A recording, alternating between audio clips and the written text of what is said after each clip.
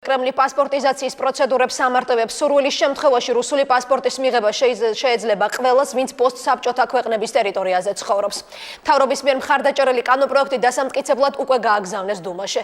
შერბილებული საემიგრაციო პოლიტიკა თუ რუსეთის იმპერიალისტური მიზნების ღია დემონსტრირება. პოლიტიკურ და საექსპერტო წრეებში ამბობენ, რომ ამ გზით მოსკოვი პოსტსაბჭოთა სივრცეზე ძველი გავლენების აღდგენას ცდილობს.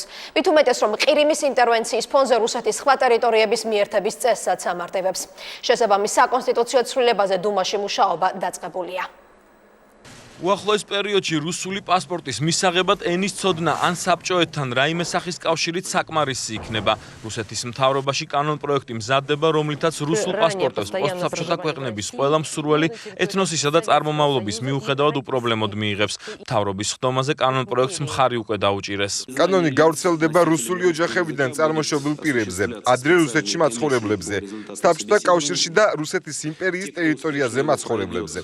კანონპროექტს ამ შემთხვევაშიც დუმა დაამტკიცებს. უკვე ცნობილია, რომ რუსი დეპუტატები პროექტს მხარს დაუჭერენ.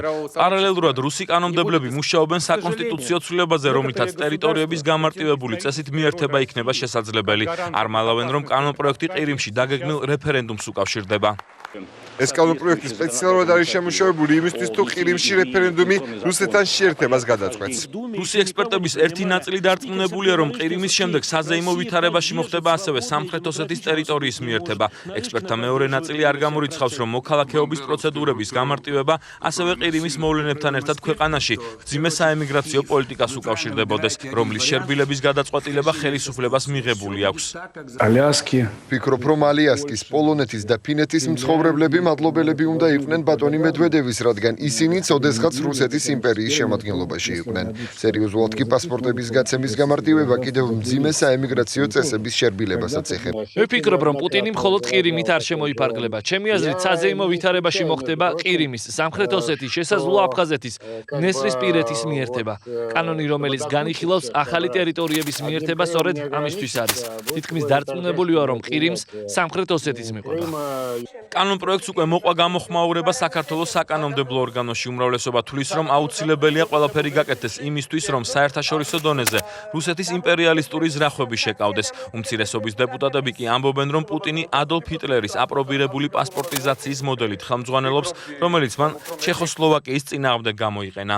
იგივე სიმეორებს დღესაც რუსეთი, როცა ის ჯერ ქმნის პრეტექსტს, ანუ წინასწარ კონტექსტს ოკუპაციისთვის, მასობრივად არიგებს თავის მოქალაქეობას და უკვე მერე ამ მოქალაქეთა დასაცავად შეერაღებული ძალებიც შედის ამა თუ იმ ქვეყანაში. მხარეზე არის ცივილიზებული დემოკრატიული სამყარო და მეორე მხარეზეა რუსეთი. ცალკე მარტო.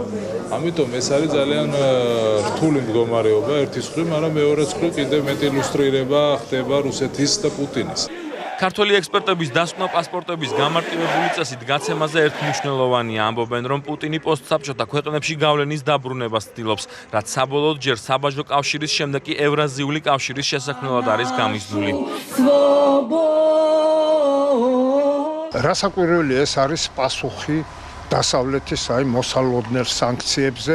თუ ადრე თქვათ, იყო ხოლმე ესე, რომ მხოლოდ აფხაზეთისათვის, მხოლოდ სამხრეთ ოსეთის ქალაქებისა. დღეს უკვე არის როგორ პროექტში ჩაწერილია მთელ ყოფილ საბჭოთა სივრცეში. რუსეთის ერთ-ერთი მთავარი ინტერესია, თქმა უნდა, მომავალში, თქვათ, გაამართლოს თავისი ქმედება, რომელიც შეიძლება უკავშირდებოდეს, თქვათ, რუსულენოვანი რუსეთის მოქალაქეების დაცვას. რუსეთის ფედერაციამ რუსული პასპორტების დარიგება საქართველოში დაახლოებით 10 წლის წინ დაიწყო. აფხაზეთის და ეგრეთ წოდებული სამხრეთ ოსეთის შემდეგ რუსეთის მოქალაქეობა უკვე მიღებული აქვს ასობით 1000 ყირიმელს. რეფერენდუმით, რომელიც 16 მარტს გაიმართება, სავარაუდოდ ყირიმის ოკუპაცია ღიად გაფორმდება.